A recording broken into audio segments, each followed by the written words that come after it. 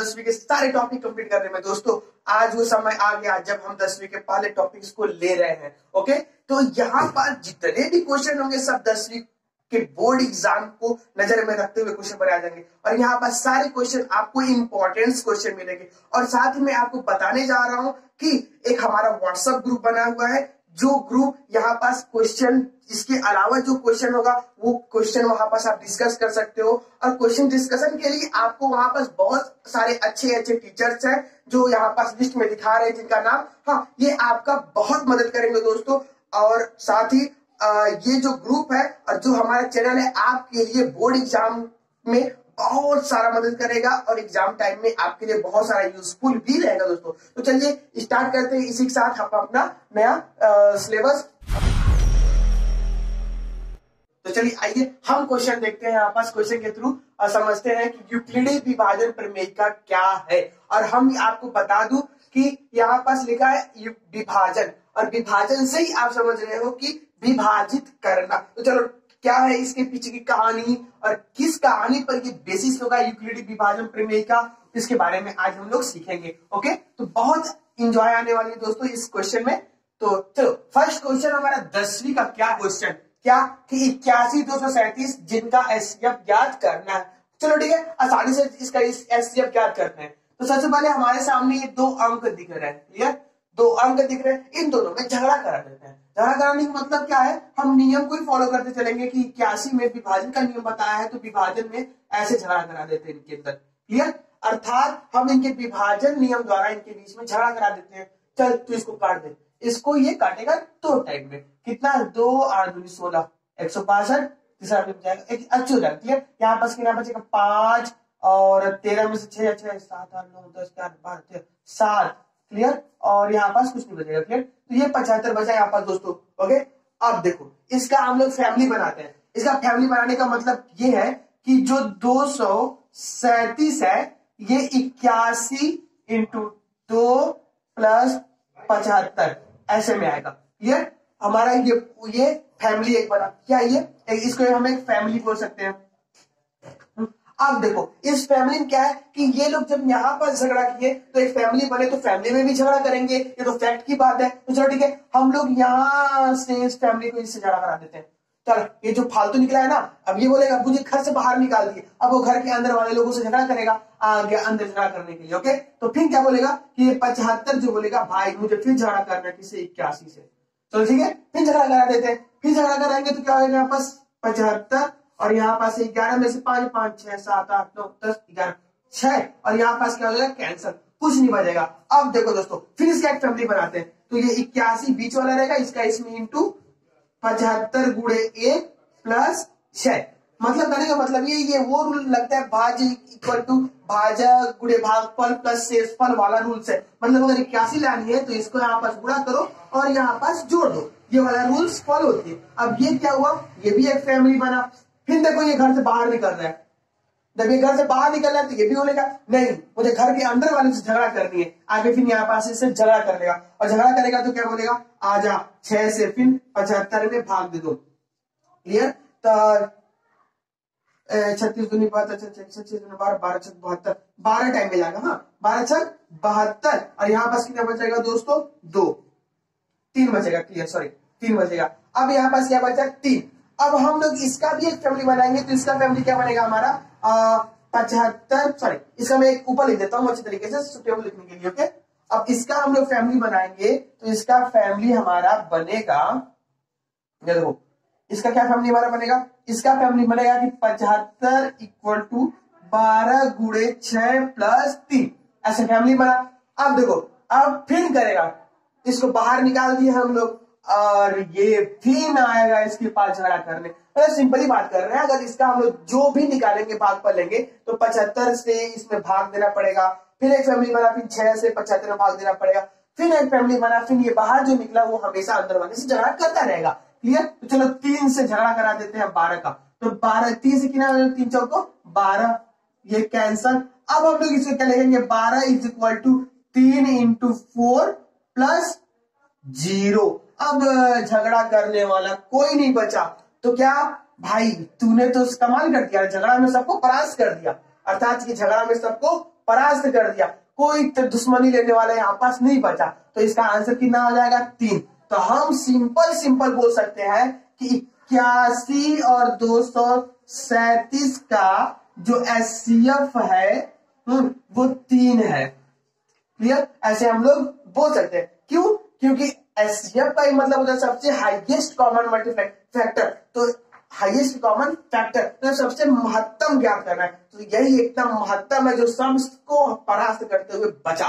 तो ये हमारा रहा क्वेश्चन। अब हम थोड़ा क्वेश्चन को बदलते हैं और नेक्स्ट क्वेश्चन की ओर चलते हैं दोस्तों। ओके, तो 10वीं का हमारा दूसरा क्वेश्चन क्या बोलता है, अगर हम टाइप दूसरे क्वेश्चन के प्रकार को देखें तो दूसरे टाइप का क्वेश्चन क्या बोलता है कि हमें बताना है कि अगर कोई विषम, कोई धनात्मक विषम पूर्णांक, क्लियर, कोई धनात्मक अगर कोई विषम पूर्णांक है वो मात्र किसके रूप में होगा, 6p+1, 6p+3, 6p+5 के रूप में होगा, ऐसे हमें बताना है। क्लियर? तो अगर कोई विषम धनात्मक पूर्णांक है तो 6p+1, 6p+3, 6p+5 के फॉर्मेट में होगा, और जहां p क्या है, एक पूर्णांक है। क्लियर? p क्या है, एक पूर्णांक है, जहां p एक पूर्णांक है दोस्तों। तो चलो ठीक है, इसको बनाने के लिए सबसे बढ़िया तरीका मैं आपको बताने जा रहा हूं कि अगर हम लोग किसी धनात्मक विषम पूर्णांक के बारे में बात कर रहे हैं तो हम निकालेंगे पहले धनात्मक पूर्णांक क्या होती है, क्योंकि ये विषम सम बदलती रहेगी हर वक्त, तो हम लोग धनात्मक पूर्णांक के बारे में बात करेंगे। ठीक, तो धनात्मक पूर्णांक अगर मान लो a और b है, दो का धनात्मक पूर्णांक निकाल रहे हैं, तो हम लोग क्या लेंगे, इतने का, अगर दो संख्या a और b है, एक का धनात्मक पूर्णांक। क्लियर? तो इतने का धनात्मक पूर्णांक क्या हो जाएगा दोस्तों, इसको हम लोग इस फॉर्मेट में लिखते हैं क्या, a = bp+r, ये धनात्मक पूर्णांक का फॉर्मेट हो गया। अब ये बोलोगे ये कहां से आ गया, तो इसका भी मैं बता दे रहा हूं। सपोज अगर हम किसी संख्या में भाग देते हैं तो उसको पूर्ण करने के लिए क्या यूज होता है उसको, अगर सपोज हम a में, क्लियर, a में b का भाग देते हैं, क्लियर, a में b का भाग देते हैं, तो जो बचता है सपोज इसको मैं p मान लेता हूं, और क्या पता है p से b का पहाड़ा p बार पढ़ने पर a आ जा रहा है या फिर कुछ और आ रहा है, और यहाँ पर शेषफल r बच रहा है। क्लियर? a नहीं आके a कुछ की जगह कुछ और आ रहा है, तो शेषफल हमारा क्या आ रहा है, शेषफल हमारा r आ गया।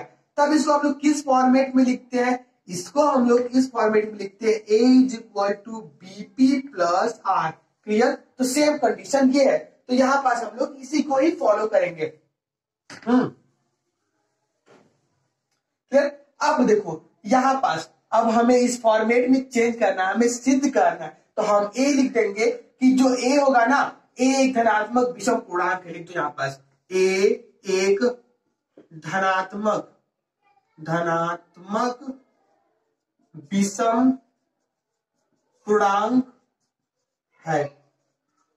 एक क्यों धनात्मक विषम पूर्णांक किया, क्योंकि a का जो भी मान आएगा ये इस फॉर्मेट में आएगा, और ये जो भी होगा वो विषम के रूप में ही होगा, मैं मान लिया। क्लियर? अब देखो यहां पास 6 मुझे बनाना है, 6 बनाना है, मतलब ये हमारा फॉर्मेट दिख रहा है, लेकिन p की जगह पर 6 है, तो मैं क्या लिख देता हूं, p की जगह पे b है, तो जहां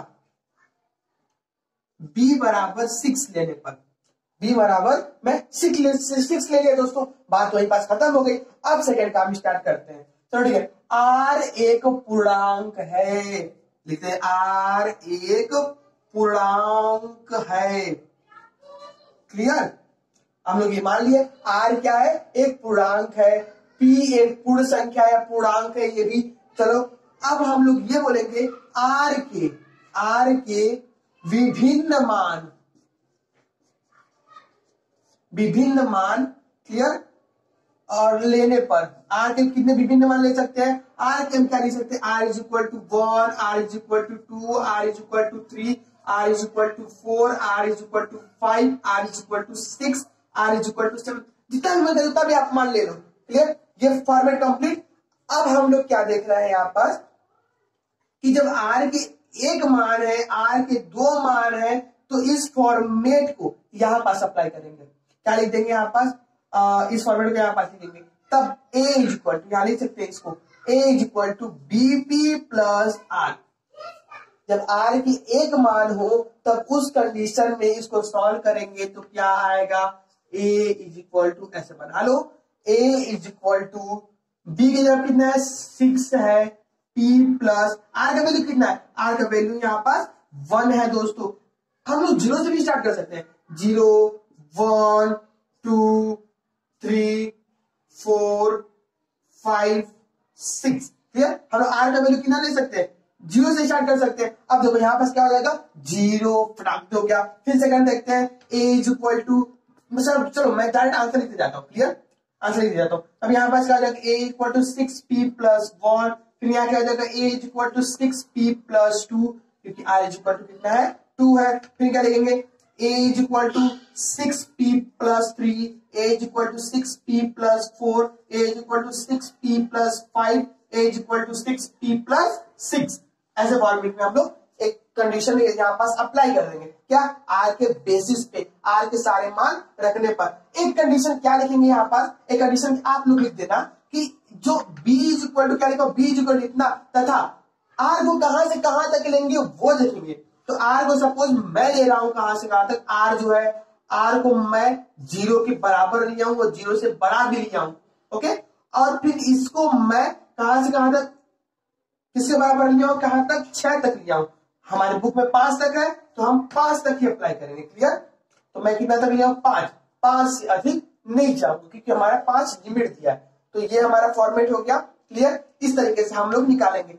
अब एक कंडीशन और है यहाँ पर, हमें विषम पूर्णांक छांटना है ना, तो हम विषम देखेंगे 1 2 3, क्लियर। इसका ये रहा, इसका ये रहा, इसका ये रहा, क्लियर। इस तरीके से हम लोग चेक कर लेंगे विषम का। तो हम बोल देंगे कि विषम पूर्णांक r इज इक्वल टू 1 पर, r इज इक्वल टू 3 पर, r इज इक्वल टू 5 पर, ये है, ये है, ये है। अब सम पूर्णांक की बात करो, और ये सम पूर्णांक हो गए, क्लियर। सम पूर्णांक, सम पूर्णांक कौन कौन से होंगे दोस्तों, ये सम हो गए, ये सम हो गया, जो भी आगे नीचे वाला सम था, तो इसलिए सम पूर्णांक। अगर सम पूर्णांक दे तो ये लिखना, विषम पूर्णांक दे तो ये वाला लिख देना, क्लियर। विषम पूर्णांक में ये सम आ जाएगा। अब देखो दोस्तों, इसी में क्वेश्चन बदल देता है। इसी में क्वेश्चन क्या देगा, बोलेगा कि एक कोई विषम पूर्णांक है, अगर यहाँ पास सपोज 4 है, 4p हो, 4p, तब भी क्या कीजिए, एक इसके रूप में है। अगर कोई धनात्मक विषम पूर्णांक इसी के रूप में होगा, दर्शाइए, तब उस कंडीशन में आपको b इज इक्वल टू क्या ले लेना है, b इज इक्वल टू 4 ले लेना है। क्योंकि आप जानते हो अगर b इज इक्वल टू यहाँ पास 4 हो गया, ऐसे में अगर b बराबर में 4 ले लिया तो फॉर्मेट वही रख दूंगा। तो चलो ठीक है, b बराबर मैं क्या ले लेता हूं, मैं b बराबर 4 ले लेता हूं, सब पे ले लेता हूं b बराबर 4, ओके। b बराबर 4 ले लिया यहां पास, और जब मैं b बराबर 4 लिया तो फिर मुझे आंसर दिख गया यहाँ पर, क्योंकि r वही लेंगे, r का वैल्यू 0 1 2 3 से स्टार्ट करेंगे और वैल्यू हमारा आता जाएगा। तो ये भी किस फॉर्मेट में हो गया, ये भी इसी फॉर्मेट के अंदर ही आएगा। अगर सम दे तो सम में यहाँ पास क्या पूछेगा, अगर इसी नंबर को दूसरे क्वेश्चन में पूछ दे दोस्तों, तो दूसरे क्वेश्चन में हम किस तरह बनाएंगे इसको, सम दे दिया तो 4p देगा आपको, एक 4p की जगह पे क्या देगा, 4p प्लस 2 देगा, 4p प्लस 4 देगा, क्लियर। तब किस कंडीशन में फॉलो करेंगे, हम बोलेंगे देखो सम जाएगा, सम जा रहा है, ये आंसर आ गया, देखते जाइए वहां पास आंसर आते जा रहा है। ये देखिए यहां पास इसके लिए ये फॉलो होगा। तो हम लोग इस तरीके से कई सारे क्वेश्चन, एक ही क्वेश्चन से कई सारे निकाल सकते हैं। तो आपको बस एक कॉन्सेप्ट दिमाग में रखनी है और क्वेश्चन आराम से सॉल्व करते आओ दोस्तों। क्योंकि मैं बता रहा हूं गणित को अगर आप अच्छे से पढ़ रहे हो तो गणित आपके लिए बहुत ईजी होगा, जिस तरह मैं आपको बताते जा रहा हूं।